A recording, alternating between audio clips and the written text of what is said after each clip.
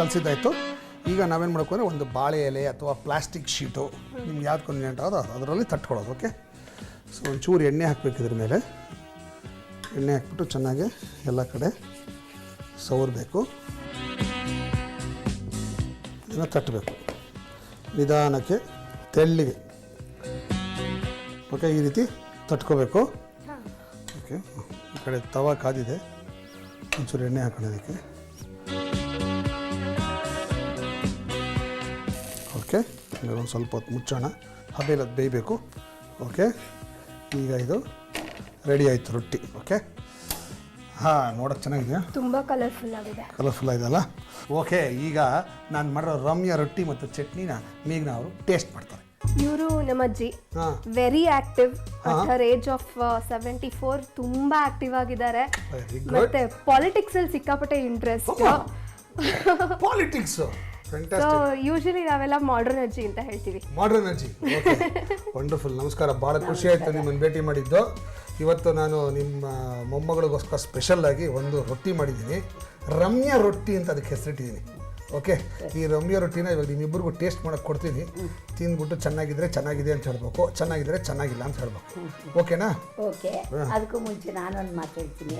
ಇಷ್ಟು ದಿವಸ ನಿಮ್ಮನ್ನು ಟಿ ವಿಲಿ ನೋಡ್ತಿದ್ದೆ. ಇವತ್ತು ನಿಮ್ಮ ಪಕ್ಕಕ್ಕೆ ನಿಂತಿರೋದು ನನ್ನ ಮಗನ ಪಕ್ಕಕ್ಕೆ ನಿಂತಂಗೆ ನನಗೆ. Thank you so much, thank you so much, wonderful. Okay,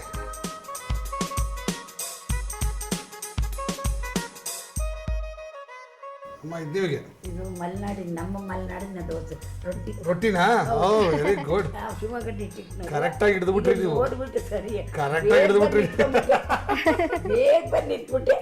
ಸರಿ, ತಿಂದು ನೋಡಿ ಹೆಂಗಿದೆ ರುಚಿ ಹೇಳಿ. ತುಂಬಾ ಚೆನ್ನಾಗಿದೆ, ಸೀರಿಯಸ್ಲಿ. ಈ ಟೇಸ್ಟ್ ಆಕ್ಚುಲಿ ತಿಂದಿರಲಿಲ್ಲ.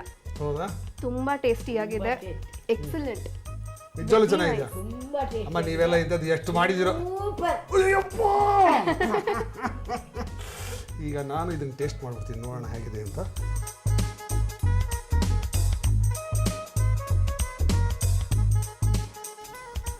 ಎಡ್ಜಸ್ ಮಾತ್ರ ಕ್ರಿಸ್ಪಿಯಾಗಿದೆ, ಮಧ್ಯ ಎಲ್ಲ ಸಾಫ್ಟ್ ಆಗಿದೆ.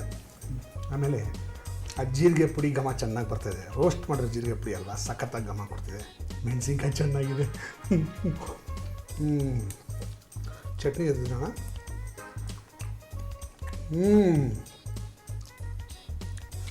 ಚಟ್ನಿ ಜೊತೆಗೂ ಒಳ್ಳೆ ಕಾಂಬಿನೇಷನು.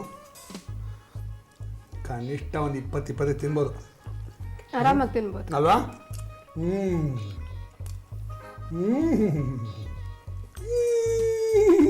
ಸೂಪರ್. ಎಷ್ಟು ಚೆನ್ನಾಗಿದೆ ಅಂದರೆ ಒಂದು ಹನಿಗವನ ತಾನಾಗೇ ನನ್ನ ಬಾಯಿಂದ ಬರುತ್ತೆ. ನೀವು ಅದನ್ನು ಕೇಳ್ಬಿಡಿ. ವರ್ಷ 30 ಆದರೂ ನನ್ನ ಆಕೆ ಇನ್ನೂ 20ರ ತರುಣಿ. ವರುಷ 30 ಆದರೂ ನನ್ನ ಆಕೆ ಇನ್ನೂ 20ರ ತರುಣಿ.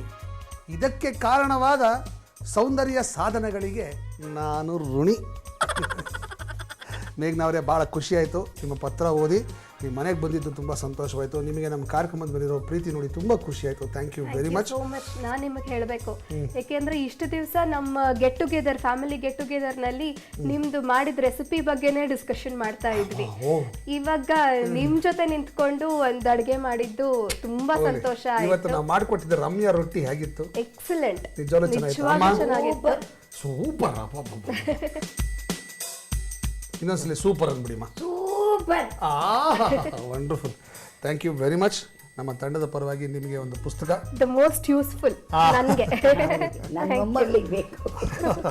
ಇದರಲ್ಲಿ ಬೇಕಾದಷ್ಟು ರೆಸಿಪಿಗಳಿದೆ.